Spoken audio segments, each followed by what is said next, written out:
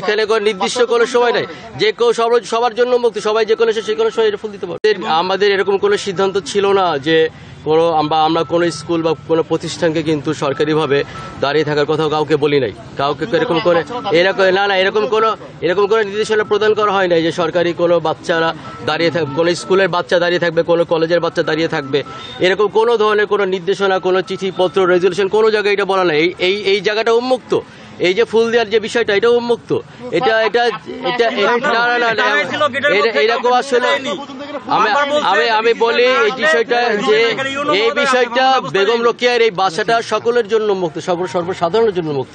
এই ফুল দেওয়ার এই দিনটিও সর্বসাধারণের জন্য মুক্ত। এখানে কোনো নির্দিষ্ট কোনো সময় নাই, যে কেউ সবার জন্য মুক্ত, সবাই যে কোনো সময় এটা ফুল দিতে পারবে। কাউকে ঢুকতে দেয়নি, সবাই অনেকেই ফিরে গেছে। এই বিষয়টা অবশ্যই আমি দেখবো, তদন্ত করে এবং খতিয়ে দেখবো অবশ্যই যে কেন এটা চালিয়ে যেতে পারতো। আচ্ছা, এটা উপজেলা প্রশাসন পারতো, এটা আমরা দেখবো ইনশাআল্লাহ, খতিয়ে অবশ্যই দেখবো। গত পরশুদিনও আমি এখানে এসেছিলাম এবং আমি এখানে যে বেগম রোকেয়া সেন্টার যেটা আছে সেটা ঘুরে দেখেছি। বেগম রোকেয়ার এই বাসভবনে এই জায়গায় আমি এর আগেও এসেছি এবং গত পরশুদিনও এসেছি এবং সেদিন আমি বলেছি যে স্থানীয় জনগণের যে দাবি যে বেগম রোকেয়ার যে সমাধিস্থল যেটা বর্তমানে ভারতে অবস্থিত আছে সেটা বাংলাদেশে নিয়ে আসার জন্য আমরা সরকারের উচ্চ পর্যায়ে এবং মন্ত্রণালয় পর্যায়ে যোগাযোগ করব আমাদের জেলা প্রশাসনের পক্ষ থেকে, এবং সেখান থেকে আমরা পত্র প্রেরণ করব, তাদের সাথে যোগাযোগ করব, তারপরে এটা সরকার সিদ্ধান্ত গ্রহণ করবে। 350 বিঘা জমি বেদখল বেগম রোকেয়া, এটা কিন্তু কাগজে কলমে আছে।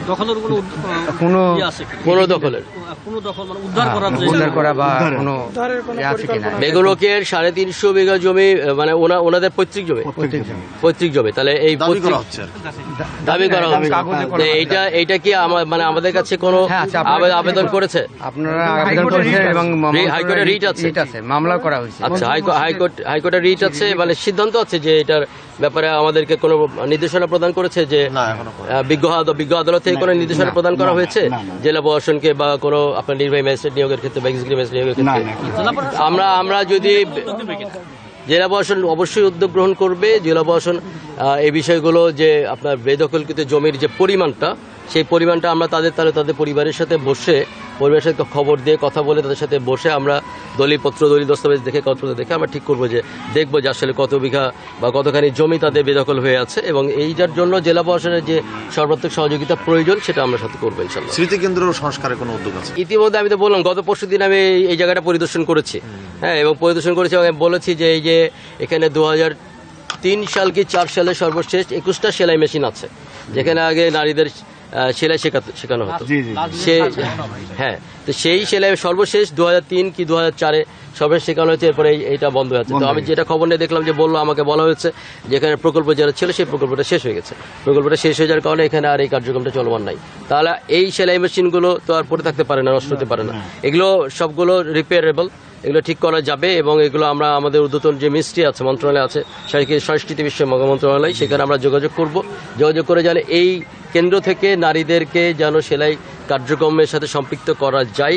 এবং এখানে আপনারা জানেন যে এখানে চিত্রাঙ্কন শেখানো হতো, সেই চিত্রাঙ্কন যেন আবার পুনরায় শেখানো শুরু করে যেতে পারে, এবং ইনস্ট্রাক্টর নিয়োগ করা হয়, এবং তাদের বেতন ভাতাদির ব্যাপারগুলো আছে, সম্মানী ভাতাদি আছে, সেই সব সার্বিক বিষয়ে বিবেচনা করে আমরা যোগাযোগ করব মন্ত্রণালয়ের সাথে, এবং আমরা পত্র প্রেরণ করে সিদ্ধান্ত করব।